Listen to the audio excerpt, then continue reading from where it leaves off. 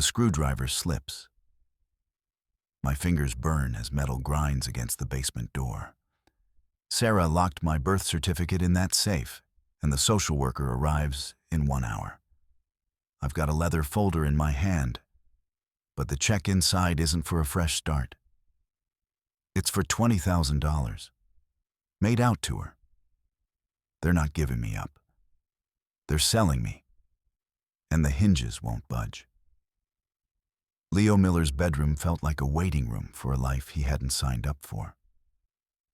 The late afternoon sun bled through the thin polyester curtains, casting long orange bars across the floor that looked like the teeth of a trap. He moved with a frantic, twitching efficiency, his small hands blurring as he shoved a frayed wool sweater into his nylon pack. The zipper snagged on a loose thread, and he yanked the metal tab with a guttural growl, his teeth grinding until the fabric finally gave way. Every sound in the house was amplified, a symphony of domestic decay. He grabbed the framed photograph from the nightstand, the one where his father's grin matched his own, back before the silence took over, and wrapped it in a t-shirt. The glass pressed against his palm, cool and solid, a physical weight in a world that felt increasingly like smoke. He wasn't just packing. He was erasing himself before someone else could do it for him. The social worker was scheduled to arrive in exactly 60 minutes. He knew the schedule because he'd found the sticky note on the fridge hidden under a magnet shaped like a slice of pizza. Downstairs, the basement door groaned on its hinges. It was a heavy, wet sound, the protest of old wood against a damp frame. Then came the rhythmic, metallic clack, clack, clack of a combination dial spinning. Leo froze, his heart hammering against his ribs like a trapped bird. He counted the clicks in his head. 1, 4, 9. Sarah, he knew exactly what she was doing. She was stowing the only things that proved he existed.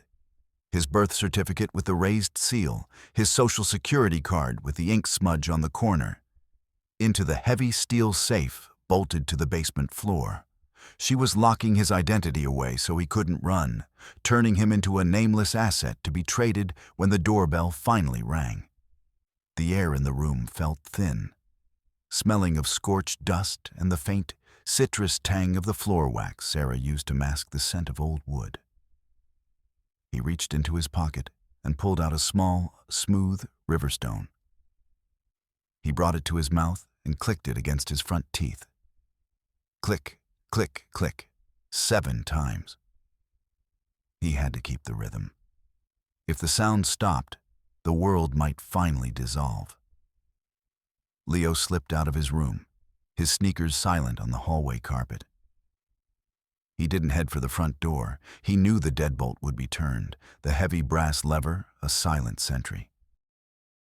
Instead, he moved toward the back of the house, toward the shadows of the utility room. He needed a witness, or maybe just an accomplice who didn't smell like betrayal. Mike Davis was already there, his lanky frame squeezed through the narrow laundry window.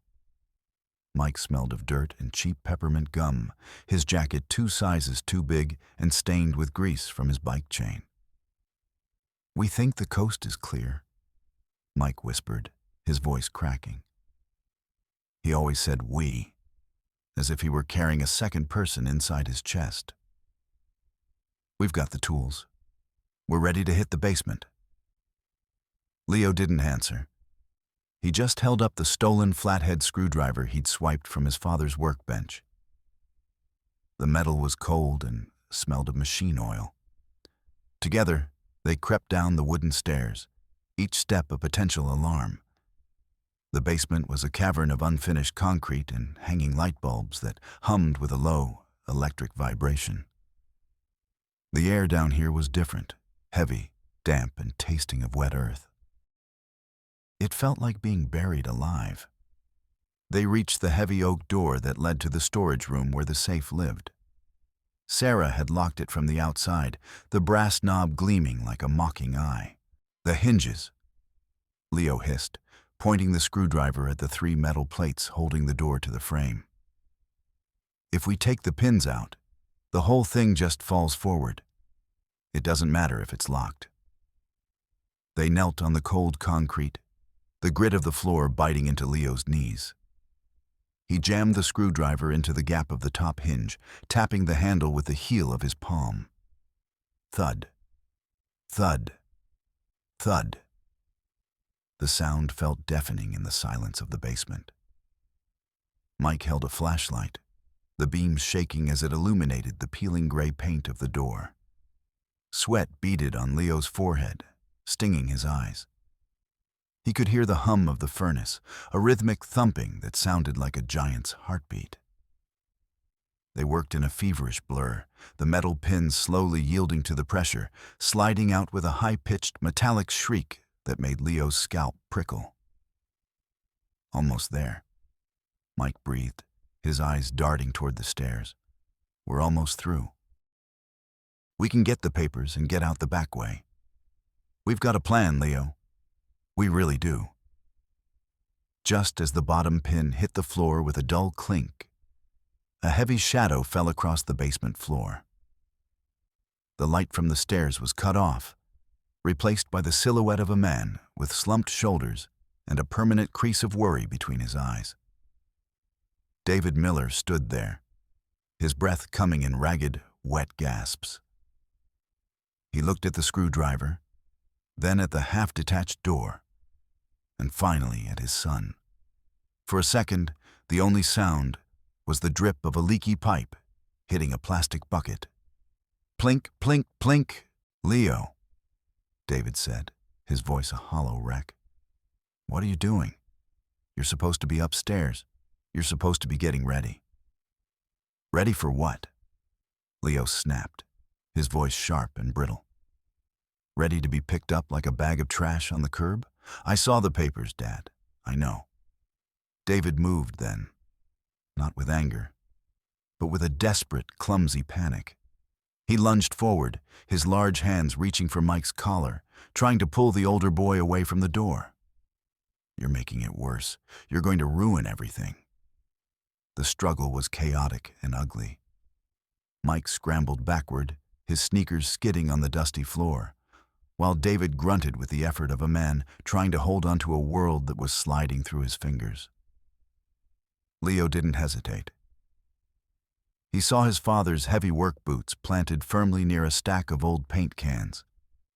He dropped low, his shoulder hitting the back of David's knee with a sickening thud. David let out a strangled cry as his balance evaporated. He crashed sideways, his weight slamming into a metal shelf. The sound was explosive. Gallon cans of eggshell white and slate gray tumbled from the shelves, lids popping open upon impact. Thick, viscous liquid erupted across the floor, smelling of chemicals and stale latex. David groaned, pinned under the weight of the fallen shelf, his arm coated in a streak of wet, blue paint. He looked up at Leo, his eyes wide and glassy, but Leo was already moving. He dived into the storage room, his hands scrabbling across the desk until they closed around the cool, pebbled surface of a leather folder. He didn't look back at his father. He didn't look at the mess.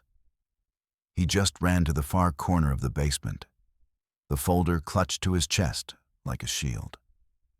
Subverted beat 1.4. Leo crouched behind the water heater, the metal tank radiating a dull, thumping warmth against his back. His breath came in jagged stabs that tasted of copper and dust. This was the moment of triumph. He had the folder. He had the proof. He would show his father the forged signatures, prove that Sarah was the one pulling the strings, and then David would have to wake up. David would see that his wife was a predator, and he'd finally stand up. He'd be the father Leo remembered from the old photographs, the one who didn't look at his shoes when things got hard. Leo's fingers trembled as he flipped open the leather cover, his mind already rehearsing the words. Look, Dad. Look what she did. We can fix this. The first page was a standard surrender form, but as he flipped it over, a small lime-green slip of paper fluttered out. It was a check. Leo picked it up, expecting to see a refund for a security deposit or some mundane household expense. Instead, his eyes locked onto the printed numbers. $20,000. The payer wasn't a bank or a utility company. It was the Northbridge Transition Group. His eyes drifted to the memo line at the bottom.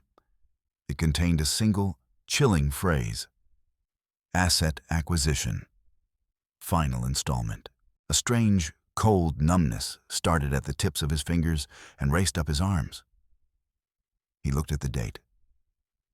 It was stamped for yesterday. He felt a surge of relief. This was it. This was the smoking gun.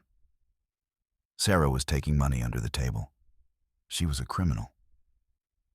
He looked up, ready to shout for his father, ready to show him the absolute proof of Sarah's greed. He could see David pushing himself up from the spilled paint, wiping his face with a sleeve. "Dad," Leo called out, his voice ringing with a sudden, desperate hope. "Look at this.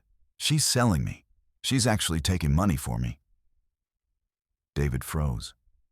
He didn't look surprised. He didn't look angry. He slowly turned his head toward Leo, and the expression on his face wasn't one of shock. It was a deep, soul-crushing shame. He didn't move toward the check. He didn't reach for the evidence. Instead, he looked at the floor, at the blue paint staining his boots. "We needed the money, Leo," David whispered. The words were so quiet they were almost lost to the hum of the furnace. "The house. The debts. Sarah said it was the only way to keep our heads above water. She said the agency would find you a better place. A place with more resources." The world tilted. The crack didn't come from the house. It came from somewhere inside Leo's chest. The betrayal wasn't just Sarah's. It wasn't a secret she was keeping from David. It was a contract they had signed together. The check wasn't a hidden crime. It was the budget for their new life without him. The hope that had been fueling Leo's sprint through the basement evaporated, leaving behind a hollow, freezing void. He wasn't a son being protected from a stepmother's greed. He was a line item in a ledger that had finally been balanced. He looked at his father, the man who rewrote grocery lists every Sunday to pretend his life hadn't fallen apart, and realized that David wasn't a victim. He was a collaborator. The check in Leo's hand felt like it was burning his skin. He had fought for this folder, had tripped his own father to get it, thinking he was uncovering a conspiracy. Instead, he had just found the receipt for his own sale. He was no longer a boy in a basement. He was a ghost holding the bill for his own disappearance. The silence that followed was broken by the sharp, rhythmic snap hiss of playing cards from the floor above. Sarah was home, and she wasn't alone. The front door slammed shut with a finality that vibrated through the floorboards, sending a fresh shower of dust from the basement rafters. Above them, heavy footsteps thudded across the hardwood. The measured, deliberate pace of someone who didn't belong in a suburban kitchen. Sarah's voice drifted down the stairs, thin and sharp as a razor. "Robert, if you could just check the perimeter," she said, her words punctuated by the metallic slide of her gold watch against her wrist. "We need to ensure the logistics are handled before the transport arrives. I won't have any last-minute complications." Leo looked at Mike, whose face had gone the color of spoiled milk. The "we" Mike usually used had vanished, replaced by a wide-eyed, solitary terror. They were trapped. The basement had no windows large enough for a human to pass through, and the stairs were now guarded by a man whose footsteps sounded like falling bricks. "The laundry chute," Leo hissed, grabbing Mike's arm. His fingers dug into the fabric of Mike's oversized jacket. It goes straight up to the second floor. If we can get into the hallway, we can hit the roof from the bathroom window." "It's too small, Leo," Mike whispered, his voice trembling. "We're too big. We'll get stuck." "I'm smaller," Leo countered, already moving toward the wooden box built into the corner of the ceiling. "I'll go first. I'll pull you up." He scrambled onto a plastic crate, his fingers catching the rough edge of the chute's opening. The wood was old, splintered, and smelled of bleach and ancient lint. He hauled himself upward, the narrow shaft pressing against his shoulders like a wooden coffin. Every inch was a struggle of friction and pain. A jagged nail snagged his shirt, tearing the fabric and biting into his ribs. He stifled a scream, the taste of copper filling his mouth as he bit his lip. The air inside the chute was stagnant, thick with dust that coated his throat and made every breath a shallow, burning labor. Below him, the basement door, the one they had just tried to unscrew, was hit with a force that made the entire house shudder. Boom! The wood groaned. Boom! The remaining hinge screamed as it was ripped from the frame. "He's in." Mike's voice drifted up, tiny and terrified. "Leo, he's in the room." Leo redoubled his efforts, his sneakers kicking fruitlessly against the smooth interior walls of the chute. He was wedged. The turn in the shaft, designed for bed sheets and towels, wasn't meant for a 12-year-old boy. He felt the walls closing in, the physical weight of the house pressing down on his chest. He couldn't breathe.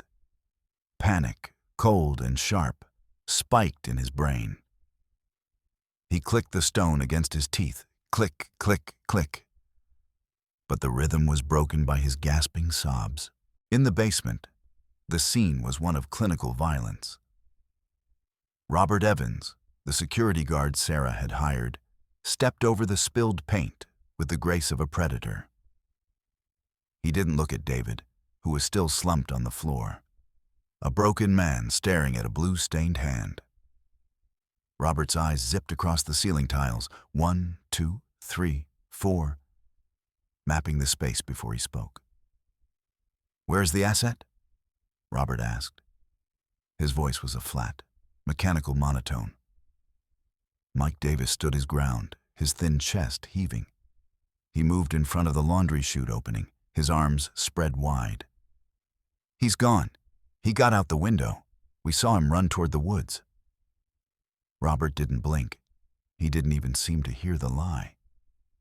He moved with a sudden, blurring speed, his hand closing around Mike's throat and pinning him against the concrete wall. The sound of Mike's head hitting the stone was a dull, sickening thwack. "I don't like variables," Robert muttered, his eyes darting upward again. 28 tiles. You're lying. The window is locked from the inside."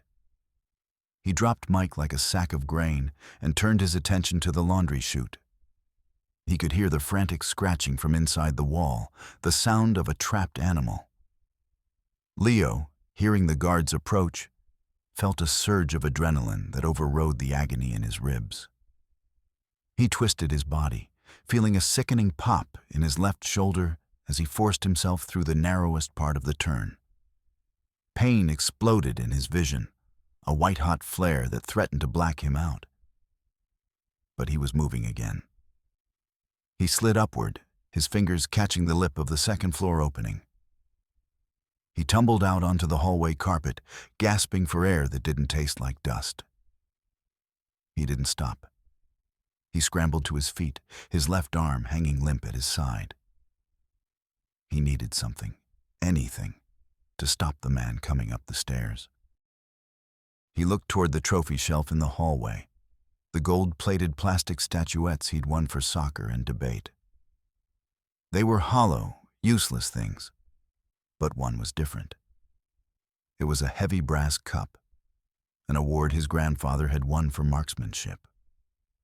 Leo grabbed it just as Robert's head appeared above the level of the floorboards.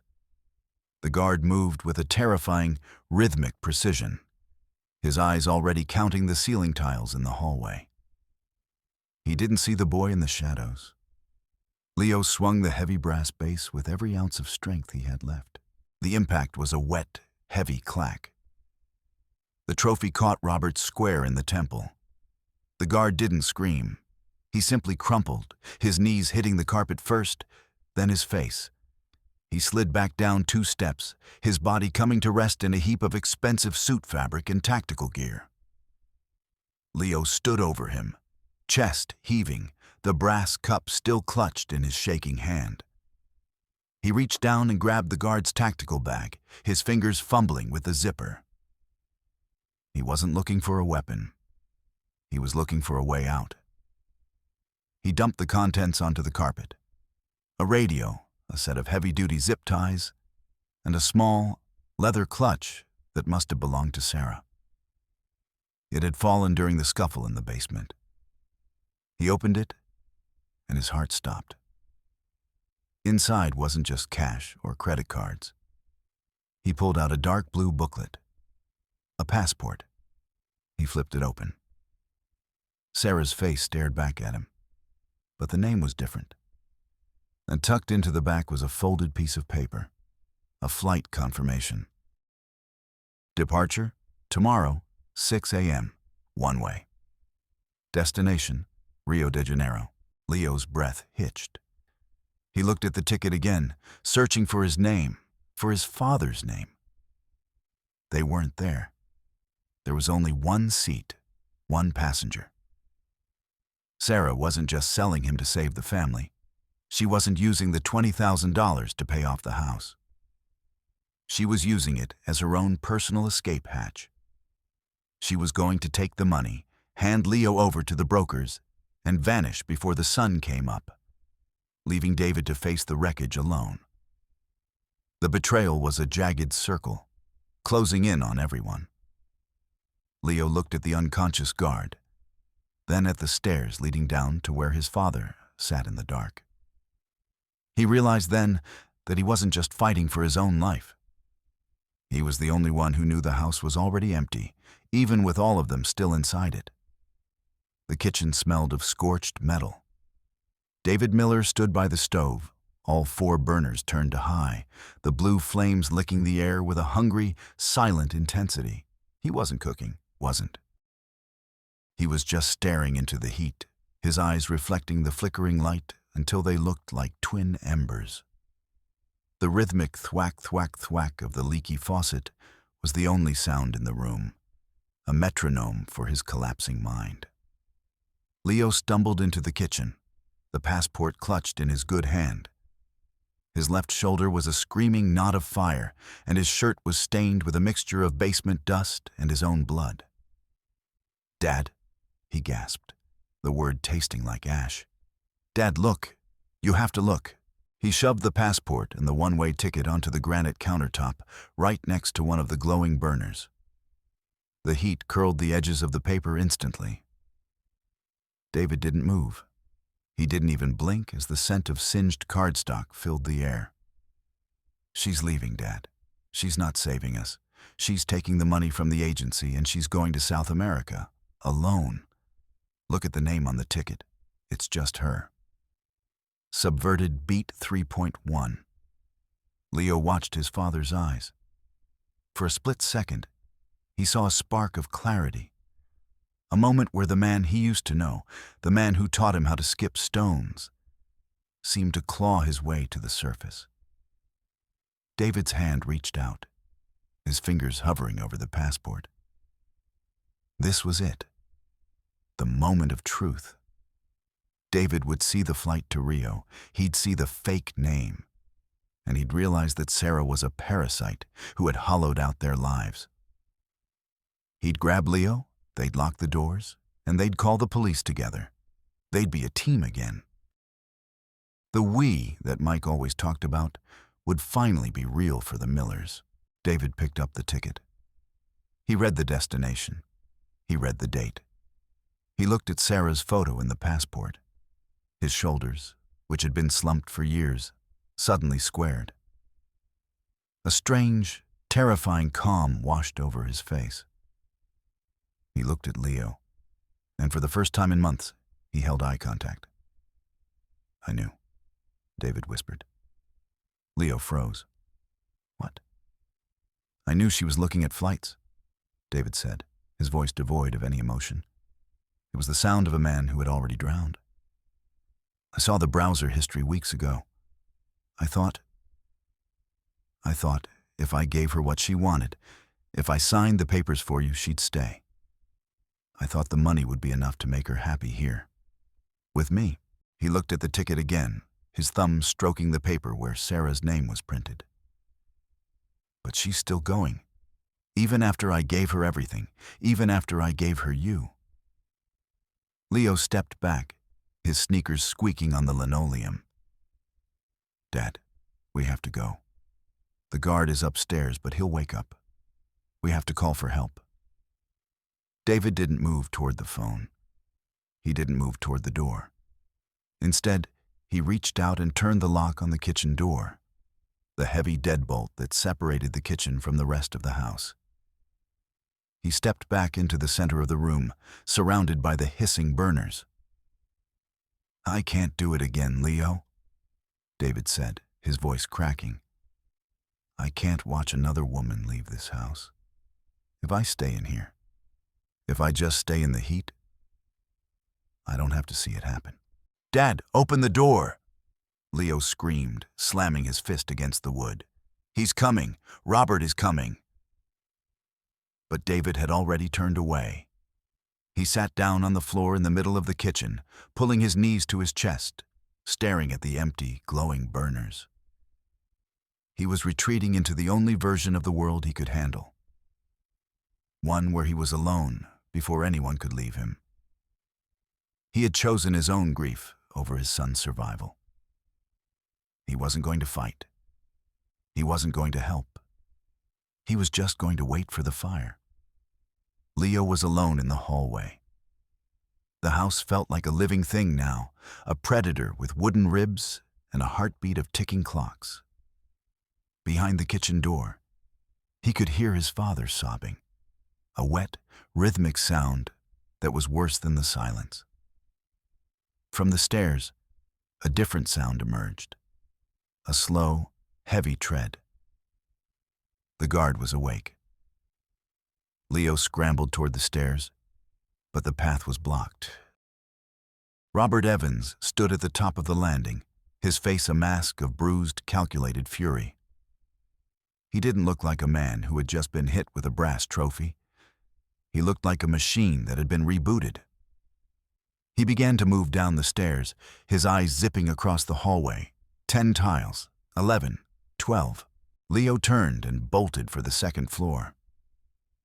He had no other choice. He sprinted past his bedroom, past the linen closet, and dove into the bathroom, slamming the door and sliding the flimsy privacy lock into place. It was a joke of a barrier, a thin piece of metal that would snap under a single kick. He looked around the sterile, white-tiled room. It smelled of bleach and Sarah's expensive soap. He reached into the medicine cabinet, his hands shaking so hard he knocked over a bottle of aspirin. There was nothing but a heavy brass key sitting on a glass shelf. He grabbed it, though he didn't know what it opened. Boom! The bathroom door shuddered. A crack appeared in the wood near the frame. Leo lunged for the toilet, his fingers scrabbling at the heavy ceramic lid of the tank. It was cold, wet with condensation, and weighed a ton.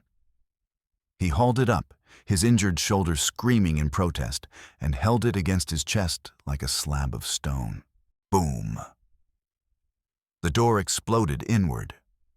Robert Evans didn't use his hands. He used his shoulder, a battering ram of meat and suit fabric. He stepped into the small room, his eyes already mapping the ceiling. 32 tiles, he muttered. Leo swung. He didn't wait for the guard to reach for him. He swung the ceramic lid with a desperate, horizontal arc. It caught Robert across the forearm with a sickening crack of bone.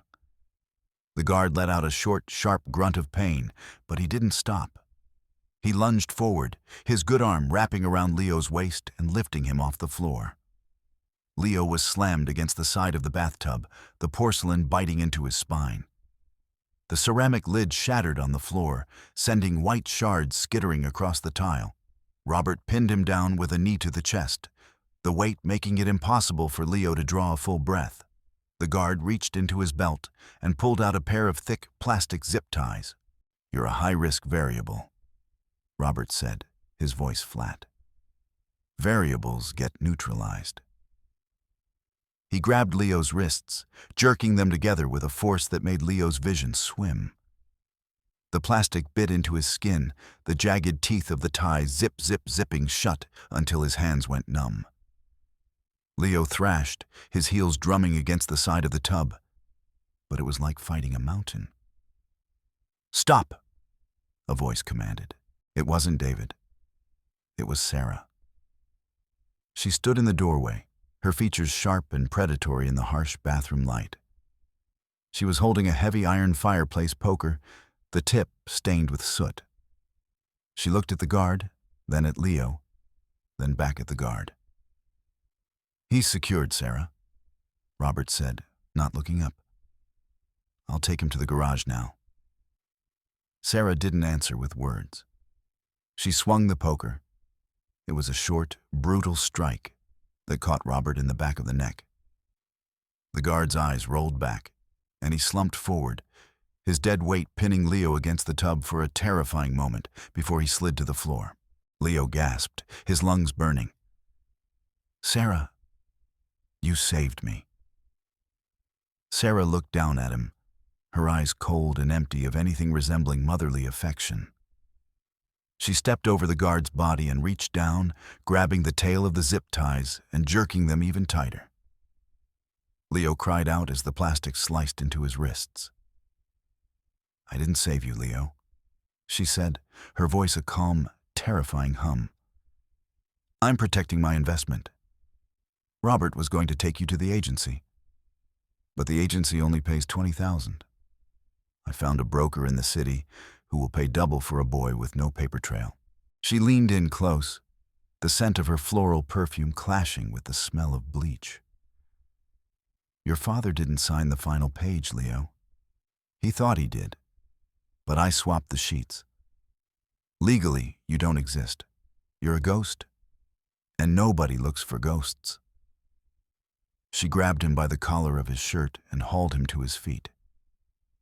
"We're leaving, now, before the neighbors start asking about the noise." She dragged him out of the bathroom, his feet dragging across the carpet. As they passed the kitchen, Leo saw the line of light under the door. The smell of gas was starting to drift into the hallway. His father was still in there, waiting for a fire that was already burning their lives to the ground. Sarah didn't even look at the door. She just kept pulling him toward the garage, her gold watch sliding rhythmically against her wrist. Slide, click, slide, click. The sound of his life being sold, 1 second at a time. The garage was a cavern of cold air and the heavy, choking scent of gasoline fumes. The overhead light flickered, casting jerky, staccato shadows against the walls where David's unfinished projects, a half-sanded table, a bicycle with no chain, sat like tombstones. Sarah dragged Leo across the oil-stained concrete, her grip on his bound wrists unrelenting. "The broker is waiting at the warehouse on 4th, she muttered, more to herself than to him. She was moving with a frantic, jagged energy now, her jewelry clinking like a chain gang. "We take the SUV. We're out of the city by midnight." Leo's mind was a blurred static of pain and terror. But as they passed the heavy wooden workbench, something caught his eye. The main breaker box for the house was mounted there, its metal door hanging open. A cluster of thick black wires spilled out like a nest of snakes. He remembered his father complaining about the faulty wiring, how the terminal was hot and dangerous, a project David had been too afraid to finish. This was the garbage chute of his life. His father was a broken shell in a locked kitchen. His mother was a ghost, and he was an asset being hauled to a warehouse. "Move," Sarah hissed, shoving him toward the passenger door of the idling SUV. Leo didn't move toward the car. He pivoted, using the momentum of her shove to swing his body toward the workbench. He reached into his back pocket, his numb fingers closing around the cold, metal handle of the screwdriver he'd tucked there earlier. He couldn't use his hands, but he could use his weight. As Sarah reached out to grab his hair, Leo lunged at the breaker box. He jammed the metal tip of the screwdriver directly into the open terminal. The world vanished in a blinding, blue-white arc. A sound like a thunderclap erupted in the confined space, a physical blow of noise that vibrated in Leo's teeth. The smell of ozone and scorched hair filled the air. The electrical surge slammed into Sarah, the current leaping from the metal box to her gold watch, then through her arm. She let out a strangled, high-pitched shriek and was thrown backward, her body hitting the concrete with a heavy, limp thud. Leo was knocked sideways, his vision swimming with purple spots. The garage was plunged into darkness as the house's entire electrical system committed suicide. In the sudden silence, the only sound was the ticking of the cooling SUV engine and the distant, rhythmic wail of a siren. He didn't wait to see if she was breathing. He scrambled to his feet, his zip-tied hands fumbling with the latch of the garage door. He burst out into the cool night air, the suburban street looking like a dreamscape of neat lawns and silent houses. At the end of the driveway, a police cruiser pulled to a stop, its red and blue lights turning the trees into a staccato nightmare of shifting colors. Behind it was a tan sedan, the social worker. Mike Davis was there too, standing on the sidewalk with his oversized jacket fluttering in the wind. He had called them. The "we" had finally worked. Leo collapsed onto the curb, the rough asphalt biting into his knees. A police officer was running toward him, shouting words that Leo couldn't understand over the ringing in his ears. A thick wool shock blanket was wrapped around his shoulders, smelling of polyurethane and old coffee. He watched as they led Sarah out in handcuffs, her face pale and streaked with soot. Then came David. His father didn't look at Leo. He looked at the "for sale" sign on the lawn, his eyes blank and hollow, his wrists bound by the same plastic ties the guard had used. He was being led away for forgery, for endangerment, for being a ghost in his own home. The social worker, Jennifer Thompson, knelt beside Leo. Her eyes were tired behind her thick glasses, and she was whispering sorry to the air as she reached for his bound wrists. She used a pair of heavy shears to snip the plastic, and the relief was a physical wave that made Leo's head loll back. "Leo," she said, her voice soft and trembling. "I found something. In the files your father tried to hide." She handed him a stack of envelopes. They were old, the paper yellowed at the edges, but the handwriting was elegant and firm. Leo's heart stopped. They were addressed to him. "To my son, Leo. Your mother didn't leave you because she wanted to," Jennifer whispered, her hand resting gently on his shoulder. "She was looking for you for 6 years. David intercepted every letter. He told her you were happy. He told her you didn't want to see her." Leo opened the first letter. "My dearest Leo, I am so sorry I wasn't there when you woke up. I have spent every day since then trying to find the way back to you. I love you more than the moon." The stone in his pocket felt heavy, but for the first time, he didn't feel the need to click it.